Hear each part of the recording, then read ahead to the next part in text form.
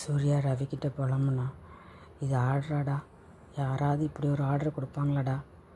நல்லா நீட்டாக இருக்கா, ரிச் லுக்கில் இருக்கா, ஏதாவது ஆர்ச்சிட்டு இண்டோர் பிளான்ட் அப்படி வாங்குவா, ஒரு ஆர்டர் நல்ல பல்கான ஆர்டர் வரும்னு நினச்சா இப்படி ஒரு ஆர்டர் கொடுத்துட்டு போயிருக்காளடா. நீங்கள் கொஞ்சம் யோசிச்சு பாருங்கள், இதுவும் நல்ல பல்கான ஆர்டர் தான். ஆனால் உங்களுக்கு தான் புரியல. என்ன சாமி, நீ கொஞ்சம் சொல்லு அப்படின்னு. நல்லா பாருங்கண்ணே, யார் வீட்லையாவது செடி வளர்ப்பாங்கள்ல, அங்கே போய் கேட்கலாம். யாரா கொடுப்பா, திருடிட்டு தான் வரணும், அப்புறம் நான் தெருவாக அடி தான் வாங்கிட்டு ஓடி வரணும். இதெல்லாம் ஒரு ஆர்டராடா அப்படின்னா. சரி, ஒரு டீல் வச்சுக்கலாமா? டீலா? ஆமாம், அவங்க சொன்னாங்கல்ல, ஒரு பிளான்ட்டுக்கு நீங்கள் 1000 ருபீஸ் சார்ஜ் பண்ணால் 4000 நான் உங்களுக்கு கொடுக்குறேன்னு. அதேமாதிரி நான் உங்கள்கிட்ட ஒரு டீல் வைக்கிறேன். சொல்லுங்கள். நான் எப்படியாவது இந்த செடி கொண்டு வந்து தரேன். ஒரு தொட்டிக்கு எனக்கு இவ்வளோன்னு நீங்கள் கமிஷன் கொடுத்துடணும். எல்லாம் என் நேரம்டா. இன்றைக்கெல்லாம் சகுனம்லாம் சரியாக தான்டா இருந்துச்சு. ஆனால் இப்படி கொண்டு வந்து என்னை இக்கட்டில் மாட்டி விடணும் தெரியலடா. என்ன சகுனமாக போ. இனிமேல் இதெல்லாம் நம்பவே கூடாது. அண்ணே, உங்களுக்கு ஒன்றும் புரியல அண்ணே. நீங்கள் வேணால் பாருங்கள், இது ஒரு ஜாக்பாட்டான ஆர்டர் தான். நீ எல்லாம் பேசுகிற அளவுக்கு என் நிலமை வந்துருச்சுடா. சரி, அதை விடுங்க, முதல்ல இதுக்கு வாங்க. சொல்லுங்கள். கமிஷன் எவ்வளோ தருவீங்க? கமிஷனா? உனக்கு என்ன, நான் சம்பளமே ஒழுங்காக கொடுக்கல, கமிஷன் பேசுகிற அளவுக்கு வந்துட்டியா நீ? அண்ணே, காலம் மாறும் போது எல்லாம் மாறும், அதை மறந்துடாதீங்க. சரிங்க முதலாளி, நீங்கள் சொன்னால் கேட்டுக்கிறேன். ரவி சிரிச்சிட்டு, நீ எனக்கு கமிஷன் கொடுக்குறேன்னு சொல்லு, நான் ஒத்துக்கிறேன் அப்படின்னு. தரேன்டா. சரி, எவ்வளோடா வேணும் உனக்குன்னு? அது உங்கள் மனசை பொறுத்திருக்கு, நீங்களாக பார்த்து கொடுங்க. ஓகே, டீல் ஓகே அப்படின்னா. ரவி, இனிமே இந்த ஆர்டருடைய பொறுப்பு என்னுடைய பொறுப்பு, நான் பார்த்துக்கிறேன், சரிங்களா? முடிச்சுட்டு வந்து உங்ககிட்ட நான் சொல்கிறேன் அப்படின்னு ரவி சைக்கிள் எடுத்துகிட்டு கிளம்பிட்டான். இந்த சின்ன பையன் வேறு ஏதோ சொல்லிட்டு போகிறான், எனக்கு ஒன்றும் புரியல போ அப்படின்ட்டு ரவி பிளான்ஸை போய் சூர்யா பிளான்ஸ் எல்லாம் எப்படி இருக்குன்னு பார்த்துட்டு ரீஅரேஞ்ச் பண்ணலாமான்னு போனான். இங்கே ராஜபாண்டியன் ஊர்லேருந்து வந்தார். வந்தோடனே காரை கொண்டு வந்து போர்ட்டிக்கில் நிறுத்திட்டு உள்ளே வந்தார். அங்கே வீட்டுக்கு முன்னாடி எல்லாம் அமைதியாக நின்றுட்டு இருந்தாங்க. என்னாச்சு, ஏன் எல்லாம் இப்படி ரொம்ப சோகமாக நிற்கிறீங்க அப்படின்னு. ஆனால் அவன் பேச்சம்மாக்குள்ளே ஒரு பயம் வந்துருச்சு. மதுராவுக்கு என்ன ஆச்சுன்னு தெரியலையே அப்படின்னு ரொம்ப கவலையாக இருந்து எல்லாரையும் பார்த்தா உள்ளுக்குள்ளே ஒரே திகிலாக இருந்துச்சு. ராஜபாண்டியன் கேட்டார், தோட்டத்து பெரியவரை பார்த்து, பெரியவர் என்னாச்சு, விஷயத்த சொல்லுங்கள், ஏன் எல்லாம் இப்படி நிற்கிறீங்க, பேய் அரைஞ்ச மாதிரி இருக்கீங்களே அப்படின்னு. ஐயா, நம்ம மதுரா அம்மாவை காணோம். என்ன, மதுராவை காணோமா அப்படின்ட்டு பின்னாடி நகர்ந்தார். ஆமாங்க ஐயா அப்படின்ட்டு கேட் வாட்ச்மேன் வந்தார். அவர் டே வாட்ச்மேன், நம்ம நைட் வாட்ச்மேன் தான் சொன்னார், நீங்கள் ஊருக்கு போனீங்கல்ல, அன்றைக்கி நைட்டு யாரோ காம்பவுண்ட் செவர் ஏறி குதித்த மாதிரி இருந்துச்சுன்னு சொன்னார். அப்புறம் வந்து எல்லோரும் லைட் போட்டு பில்டிங்கை சுற்றி பார்த்தோம், யாரும் இல்லை. சரி அப்படின்னு சொல்லிட்டு நாங்கள் எல்லோரும் அவங்க வேலையை பார்க்க போயிட்டோம். மறுநாள் வந்து நம்ம வேலைக்காரம்மா தான் மதுரா அம்மா போய் ரூமுக்கு போயிருக்காங்க. ரூம் கதவு திறந்து தான் இருந்தது. உள்ளே போய் பார்த்தா மதுரா அம்மா காணோம். அவங்க பால்கனி வரையாக துப்பட்டாவை கட்டி கீழே இறங்கி போயிருந்துருக்காங்க. அதை பார்த்துட்டு எங்களுக்கு ஒன்றும் புரியல. அதான் ராஜபாண்டியனுக்கு பயங்கர ஷாக்காக இருந்தது. மதுரா எதுக்காக வீட்டை விட்டு கிளம்பி போனோம், என்ன அவளுக்கு தெரிஞ்சிருக்கும் அப்படின்னு யோசிச்சுட்டு இருந்தார். பேச்சுக்கு அதே நேரத்தில் அப்பா தப்பிச்சிட்டா, எங்கே இருந்தாலும் அவள் பத்திரமா இருக்கணும்னு சாமியை வேண்டிக்கிட்டாங்க. ராஜபாண்டியனுக்கு ஒரே குழப்பமாக இருந்தது. இப்போ மதுரை காணோன்னு பேப்பரில் ஆட் கொடுக்க முடியாது, கொடுத்தோம்னா இது வரைக்கும் யாருக்கும் தெரியாமல் இருந்த பசும்பொன்னோட வாரிசு மதுரா தான் தெரிஞ்சிடும். அதனால் கொஞ்ச நாள் நம்ம அமைதியாக இருக்கிறது தான் நல்லது, என்ன நடக்குது பார்ப்போம் அப்படின்னு மனசுக்குள்ளே நினச்சிக்கிட்டார். இங்கே மதுரா வந்து ஹோட்டலுக்குள்ளே வந்துட்டு ஃபுல்லாக ஹோட்டல் ஒயிட் வாஷ் பண்ணிவிட்டு நல்லா நீட்டாக நல்லா சுத்தமாக தேய்ச்சி கழுவிட்டு ஒயிட் வாஷ்லாம் முடிச்சிட்டாங்க. முடித்தோடனே இப்போ பில்டிங் ஃபுல்லாக க்ளீன் ஆகிடுச்சு. டெரஸில் இருந்த டெரஸும் நல்லா க்ளீன் பண்ணியாச்சு. அப்போ மதுரா சொன்னால், மேலே சுரேஷ் கூப்பிட்டு, மேலே இருக்க டெரஸில் நம்ம என்ன செய்யலாம், ஒரு 2 ரூம் போடலாம், ஒரு 2 ரூம் கன்ஸ்ட்ரக்ஷன் பண்ணிடலான்னு. அப்படியா அப்படின்னு. ஆமாம், இப்போ அந்த 2 ரூம் கன்ஸ்ட்ரக்ஷன் பண்ணால் இப்போ வந்து நம்ம ஒர்க்கர்ஸ் வந்து ஷிஃப்ட் கணக்கில் தான் நம்ம வந்து வேலைக்கு எடுக்கணும். என்ன சொல்கிறீங்க மேடம்? ஆமாம், இப்போ மார்னிங் வந்து 5:30க்கு ரெஸ்டாரண்ட் ஓப்பன் ஆகுதுன்னா 2 o'clock வரையும் ஒரு ஷிஃப்ட் வச்சுக்கலாம் ஒர்க்கர்ஸை. அது 2 to 11 o'clock வரையும் ஒரு ஷிஃப்ட் வச்சுக்கலாம். 11 o'clock வரையும் ஒரு ஷிஃப்ட் வச்சுக்கலாம். அப்போ ஷிஃப்ட்டு கணக்காக வந்து ஒர்க் பண்ணட்டும். ஆனால் ரெஸ்டாரண்ட்டில் யாரும் ஸ்டே பண்ணக்கூடாது. இப்போ வந்து மார்னிங் வேணால் வந்து மேலே இருக்க ரூம் எதுக்காகனா, நம்ம வந்து ஒரு ரூம் காய்கறிக்கு ஸ்டோர் பண்ணுறதுக்கு, ப்ரொவிஷன் ஸ்டோர் பண்ணுறதுக்கு. 2வது காய்கறி வந்து நம்ம நிறைய ஸ்டோர் பண்ணக்கூடாது. தினமும் வாங்கிட்டு இருக்கிற காய்கறி தான் நம்ம வந்து இதுக்கு ரெசிபிக்கு யூஸ் பண்ணணும். மற்றபடி ஃப்ரிட்ஜில் ஸ்டோர் பண்ணுறதுலாம் இருக்கக்கூடாது. அப்படின்னா அன்னன்னைக்கு வாங்கிட்டு, அப்படி ஒரு வேளை பேலன்ஸ் இருந்துச்சுன்னா பக்கத்தில் இருக்க ஏதாவது ஒரு ஆர்ஃபனேஜுக்கு கொடுத்துடணும். நம்ம வந்து ஸ்டோர் பண்ணிக்கக்கூடாது. அதனால் வர லாபம் நமக்கு தேவையில்லை. இன்னொரு ரூம் வந்து ஒரு பெரிய ஹால் மாதிரி இருக்கட்டும். அதில் வந்து ஒரு நல்ல பெரிய டிவி வச்சிடலாம். டிவி வச்சுட்டு அப்புறம் ஏதாவது ஒரு இன்டோர் கேம்ஸ் மாதிரி வச்சுட்டு அதுக்கு பிறகு வந்து ஒரு 2 பாத்ரூம், இல்லை 2 குளிக்கிறதுக்கு ஒரு 2 பாத்ரூம், டாய்லெட் ஒரு 4 டாய்லெட் வச்சிடணும். சரிங்களா? இது வந்து ஒர்க்கர்ஸ் யூஸ் பண்ணுறதுக்காக தான். அப்புறம் அதுக்கு மேலே வர டெரஸை வந்து நம்ம என்ன செய்கிறதா, அது கொஞ்சம் ஓப்பனாக இப்போதைக்கு விட்டுட்டு அதுக்கு பிறகு பார்த்துக்கலாம். சரிங்களா? இப்போ கீழே வந்துட்டு கீழே எல்லாமே நம்ம ஃப்ளோர் க்ளீன் ஆகிடுச்சு. இப்போ நம்ம வந்து என்ன செய்யலாம், கீழே வந்து நல்ல ஒரு மார்பிள்ஸ் போட்டுடலாம். ஒரு மாதிரி நல்ல க்ரே கலர் மார்பிள்ஸ் போடுங்க. அதுக்கு பிறகு வால்லாம் வந்து ஒரு லைட், எப்படி சொல்லலாம், ஒரு லைட் கலர்ஸில், ஒரு லைட் ப்ளூ கலர்ஸில் கொண்டு வாங்க.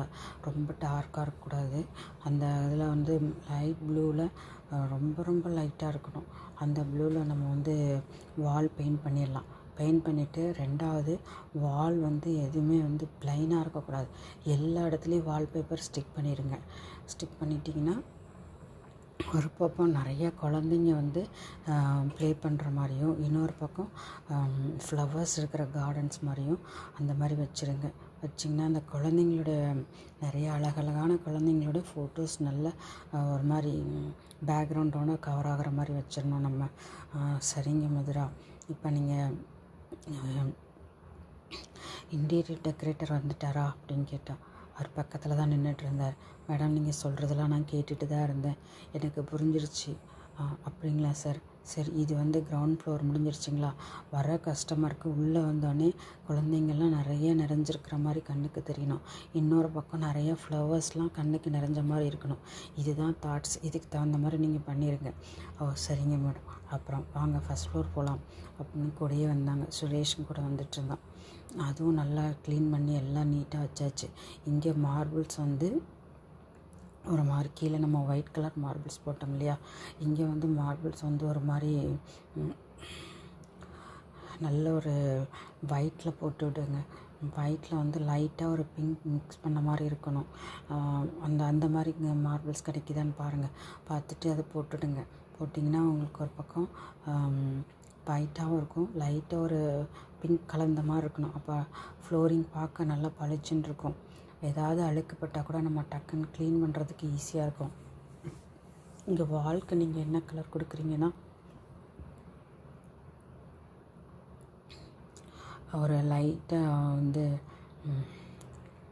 லைட் ஒரு க்ரீனிஷாக பேல் க்ரீனு கொடுங்க. ஆனால் அது வந்து க்ரீன் மாதிரியே இருக்கக்கூடாது, ஒரு லைட் கலரில் தான் இருக்கணும். 2வது வந்து பெயிண்ட் வந்து நமக்கு வாலே தெரியக்கூடாது. வால் தெரியக்கூடாது. அப்போ நம்ம என்ன பண்ணோம்னா ஃபாரஸ்ட் இருக்கிற மாதிரியும், அதில் வந்து நிறைய இந்த ரிவர்ஸ் போகிற மாதிரி, அப்புறம் வந்து ட்ரீஸ் நிறையா இருக்கிற மாதிரி, அதை சுற்றி ரிவர்ஸ் போகிற மாதிரி, இந்த மாதிரி டீப் ஃபாரஸ்ட்டும், அப்புறம் வந்து மவுண்டெயின் ரோட்ஸ் இருக்கிற மாதிரி, அந்த மவுண்டெயின் ரோட்ஸில் அந்த நிறைய அந்த கவர்ஸ்லாம் கவர் பண்ண மாதிரி இருக்கிற ஃபோட்டோஸ் அதை வந்து நல்ல வால்பேப்பராக ஃபிக்ஸ் பண்ணுங்கள். அப்போ இங்கே வந்து உட்கார்றவங்களுக்கு எப்படி இருக்குன்னா, ஏதோ ஒரு டூரிஸ்ட் பிளேஸ்க்கு வந்த மாதிரி அவங்களுக்கு ஒரு ஃபீல் ஆகணும். உங்களுக்கு நம்ம வாலே தெரியக்கூடாது. சரிங்களா? புரிஞ்சுதுங்களா உங்களுக்கு? அப்படின்னு ஏன்னா மோஸ்ட்லி வர்றவங்க எல்லோரும் கிரவுண்ட் ஃப்ளோருக்கு வர்றவங்க ஃபேமிலியோடு வந்து உட்காந்து சாப்பிட்டுட்டு கிளம்புன்னு நினைப்பாங்க. ஃபஸ்ட் ஃப்ளோருக்கு வர்றவங்க கொஞ்சம் ரிலாக்ஸ் பண்ணிவிட்டு போகலான்னு வருவாங்க. அர்ஜென்ட்டாக வர்றவங்க தான் கிரவுண்ட் ஃப்ளோரில் உட்காருவாங்க. அதை நல்லா புரிஞ்சுக்கணும் நம்ம. அதுக்கு தகுந்த மாதிரி இங்கே இன்டீரியர் நீங்கள் பண்ணிடுங்க அப்படின்னு இன்டீரியர் டெக்கரேட்டர்கிட்ட சொன்னால் புரிஞ்சிடுச்சு மேடம் அப்படின்னு. சரி, இப்போ வந்து கிரவுண்ட் ஃப்ளோர் முடிஞ்சிடுச்சு, ஃபஸ்ட் ஃப்ளோர் முடிஞ்சிடுச்சு, பால்கனிக்கு வரலாம். பால்கனிக்கு வந்தாங்க. பால்கனிக்கு வந்தோடனே அதெல்லாம் நல்லா நீட்டாக க்ளீன் பண்ணிவிட்டு பெயிண்ட் அடித்து வச்சுருந்தாங்க. சரி, இப்போ வந்து இந்த பால்கனிக்கு வந்து எனக்கு டைல்ஸ் மட்டும்தான் நீங்கள் போடுற வேலை இருக்குது இல்லையா? ஆமாம். இங்கே வந்து நீங்கள் டைல்ஸ் வந்து ஒரு நல்ல லைட் க்ரீன் டைல்ஸ் எடுத்துக்கோங்க. டைல்ஸ் எடுத்து போட்டுட்டு எனக்கு ஒரு சிமெண்ட்டில் வந்து ஒரு ஒரு சின்ன ஸ்டாண்டு மாதிரி தொட்டி வைக்கிற தூண் மாதிரி இருக்கணும். அது பார்த்தா அது நல்ல ஒரு ட்ரெடிஷ்னல் லுக்குள்ள ஒரு தூண் இருக்கணும். இந்த பழைய பேலஸில் இருக்கும் இல்லையா, அந்த மாதிரி. புரிஞ்சுது மேம். அந்த மாதிரி தூண் வந்து இந்த பால்கனி என்ட்ராகிற இந்த லெஃப்ட் சைட்லேயும் ரைட் சைட்லேயும் ஒன்று வச்சுருங்க. சரிங்களா? ஒன்று ஓகே மேடம்.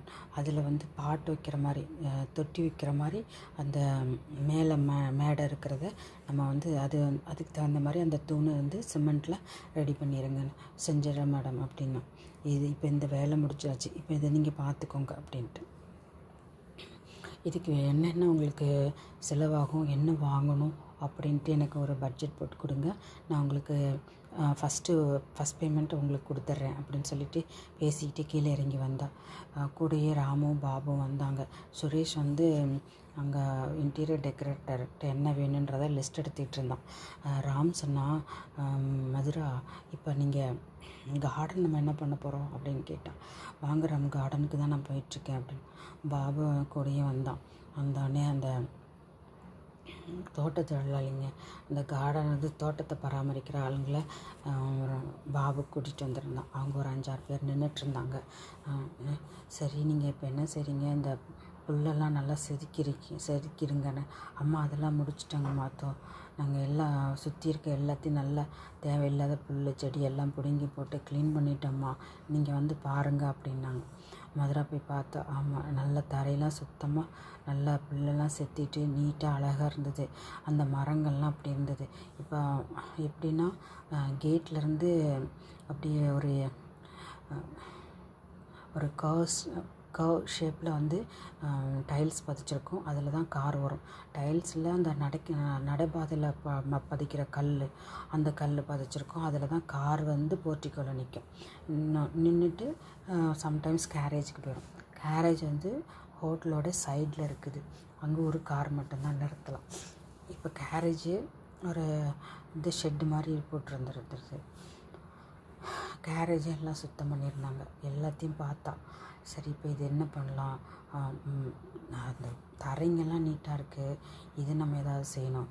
அப்புறம் மரங்கள்லாம் பார்த்தா, அந்த மரம் வந்து கேட்லேருந்து போர்ட்டிக்கோ வர வரையும் அங்கங்கே ஒரு மரம் வச்சுருந்தார் ராஜகோபால். அந்த மரங்கள்லாம் வந்து ரொம்ப என்ன மரம் வச்சுருந்தாருன்னா, மகிழம்பூ மரம் இருந்துச்சு, செண்பகப்பூ மரம் இருந்தது. அப்புறம் வந்து கேட்டு பக்கத்தில் தான் அந்த மகிழம்பூ மரம் இருந்தது. அதில் தான் வந்து மதுரா பின்னாடி ஒளிஞ்சிகிட்டு இருந்தேன். இந்த மரங்கள் தான் இங்கே இருந்துச்சு. நடுவில் வந்து ஒரு மரம் இருந்தது. அது வந்து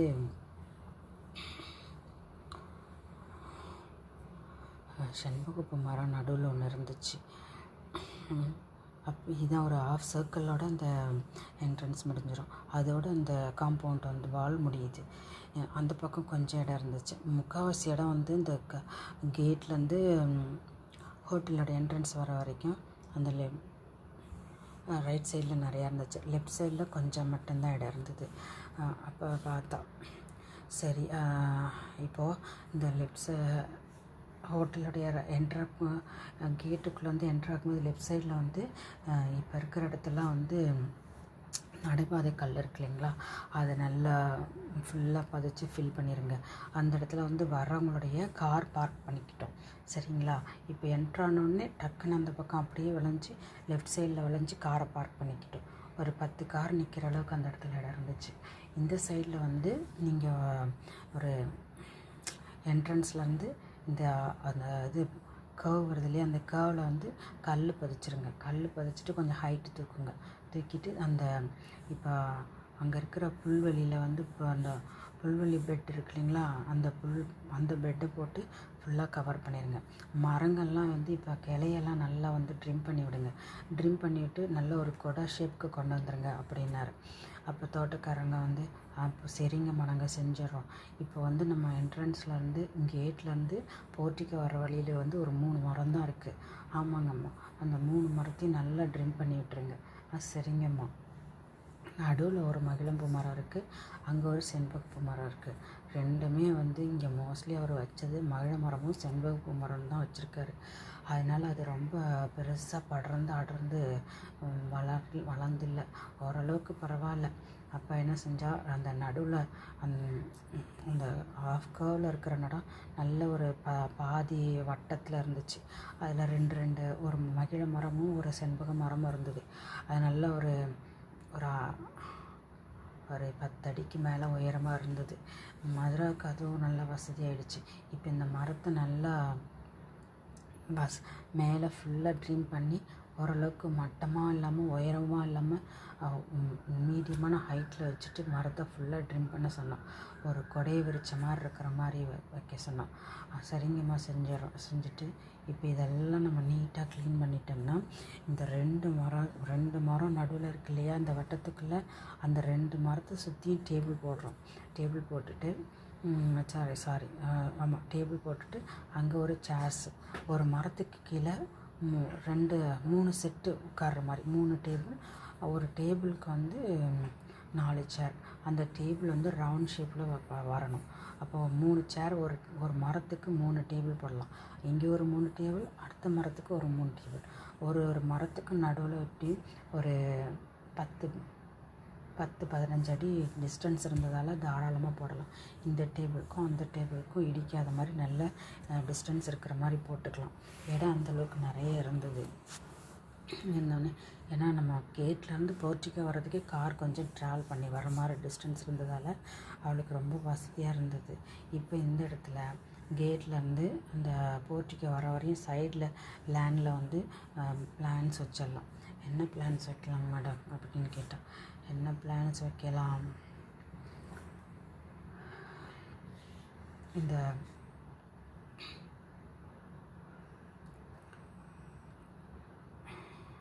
பாரிஜாத பூ வச்சுருங்கன்னு. மேடம் நீங்கள் என்ன சொல்கிறீங்க? ஆமாம், நீங்கள் பாரிஜாத பூவை வரிசையாக நட்டுருங்க. அது நம்ம ரொம்ப டெலிகேட்டடாக மெயின்டைன் பண்ணுவேன், ஒரு பிரச்சனையும் இல்லை. இப்போ நீங்கள் வந்து நீங்கள் உள்ளே வரும்போதே உங்களுக்கு நல்ல ஒரு வாசனை வந்துச்சுன்னா என்ன டென்ஷனாக இருந்தாலும் மைல்டாயிரும். அதனால் நீங்கள் பாரிஜாத பூ வச்சுருங்க.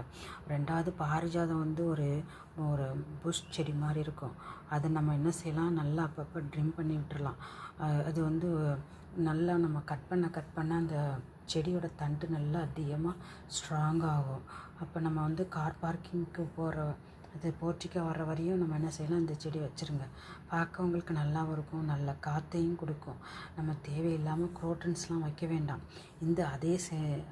இந்த சைடு கேட் என்ட்ரன்ஸ்க்கு வரப்போ நம்ம வந்து லெஃப்ட் சைடு தான் ரைட் சைடு தான் நம்ம பாரிஜாத பூ வச்சு அந்த லேனை வந்து நம்ம கவர் பண்ண போகிறோம். ரைட் சைடு வந்து லெஃப்ட் சைடு வந்து நம்ம கார் பார்க் பண்ண போகிறோம். அதனால் அந்த பக்கம் எந்த பிளான்ஸும் வைக்க தேவையில்லை. கார் பார்க் பக்கத்தில் கொஞ்சம் இடம் இருக்கிற இடத்துல ஒரு டாய்லெட், ஒரு பாத்ரூம், அது கன்ஸ்ட்ரக்ஷன் பண்ணிடுறோம். அது வந்து இன்கேஸ் யாருக்காவது அர்ஜென்ட்டாக பாத்ரூம் போகணும்னா ரெஸ்டாரண்ட்டுக்குள்ளே வந்துட்டு இது டிஸ்டர்ப் ஆகக்கூடாது. இங்கே வெளியிலே அவங்க யூஸ் பண்ணிக்கலாம். புரியுதுங்களா? அப்போ அது வந்து அவங்களுக்கு வந்து தயக்கம் இருக்காது. பாத்ரூம் எங்கே இருக்குங்கன்னு கேட்க வேண்டாம். சரிங்களா? அது அப்படின்ட்டு அதை எப்பயுமே க்ளீன் பண்ணுறதுக்கு ஒரு சர்வெண்ட்டை வச்சிடணும் நம்ம. சரிங்களா? அப்படின்னு சொல்லிட்டு ராம்கிட்ட சொல்லிகிட்டு இருந்தா. பாபுல ஆமாம்மா, இது கூட நல்ல விஷயந்தான். ஏன்னா சாப்பிட்டுட்டு இருக்கும்போது சிலருக்கு யாருக்காவது அர்ஜென்ட்டாக பாத்ரூம் போகணுன்னா தயங்கிட்டு இருக்கிறத நான் நிறைய நாள் பார்த்துருக்கேன். இது வெளியிலேருந்து அவங்க யாரையும் கூச்சப்பட வேணாம், அவங்க யூஸ் பண்ணிப்பாங்க. இது கூட நல்ல ஐடியா தான் அப்படின்னு சொன்னான் ராம். சரி, இப்போ அந்த தோட்ட வேலை செய்கிறவங்க எல்லார்ட்டையும் இந்த இதெல்லாம் வேலைக்கு சொல்லி முடிச்சிட்டா. இந்த வேலையை எனக்கு எவ்வளோ நாளில் முடிச்சு கொடுப்பீங்க அப்படின்னு கேட்டா. இது ஒரு 3 நாள் கொடுங்கம்மா, நாங்கள் முடிச்சிடறோன்னு. சரிங்க. சரி, இவங்களுக்கெல்லாம் எவ்வளோ சம்பளம்னு நீங்கள் கேட்டு எழுதிக்கோங்க பாபு அப்படின்னு சொல்லிட்டு நடந்து உள்ளே வந்தான். இன்னொன்னே சுரேஷும் இன்டீரியர் டெக்கரேட்டரும் வந்தாங்க. வந்துட்டு அவங்க லிஸ்ட்டை கொடுத்தாங்க. இப்போதைக்கு ஒரு எவ்வளோ வேணும், இப்போ ஒரு 10 lakhs வேணும் அப்படின்னு சுரேஷ் சொன்னான். பேக்லேருந்து பணத்தை எடுத்து 10 lakhs கொடுத்துட்டு எல்லா வேலையும் முடிச்சுட்டு நான் உங்களுக்கு பேலன்ஸ் கொடுக்குறேன் அப்படின்னா. இதெல்லாம் முடிச்சுட்டு